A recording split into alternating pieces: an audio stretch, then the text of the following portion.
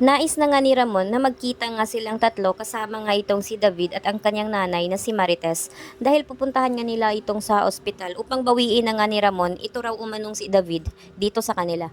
Subalit ay nagalinlangan rin itong si David at natatakot nga siya dahil alam nga niya na may tinatago nga siya dito kay Ramon.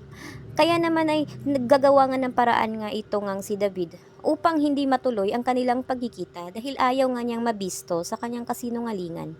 Kaya naman ang naisip nga ngayon ni David ay mas mainam na papatayin na nga lang daw niya itong si Ramon upang hindi nga siya maunahan nga nito.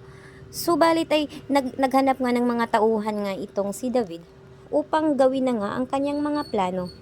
Subalit ay matutuloy nga ang pagpunta nila dito sa ospital. At ito nga ang mangyari dahil nga mas nais nga nito ni David na patayin nga ang kanyang nanay. Subalit paano nga niya ito magawa na si Ramon nga ay pupunta din doon kasama nga siya. Uunahan nga niya itong si Ramon at pabarilin nga niya ito at ipapalabas niya na ibang kalaban nga ang nakasalubong nila.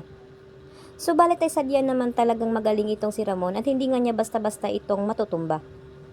Kaya naman sa pagkakataong ito, ay wala na ngang magagawa itong si David dahil mahuhuli na nga siya sa kanyang katarantaduhan dito nga kay Ramon.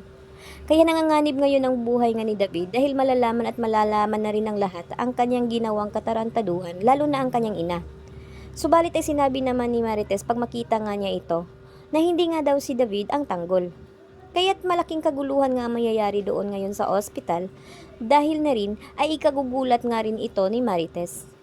Hindi lubos akalain nga ni Marites na gagawin ito ni David at magsisinungaling nga siya dito kay Ramon at nagpapanggap na bilang si Tanggol. Kaya taabangan nga natin ang eksena na ipapalabas nga bukas dito nga sa Ang Batang Quiapo.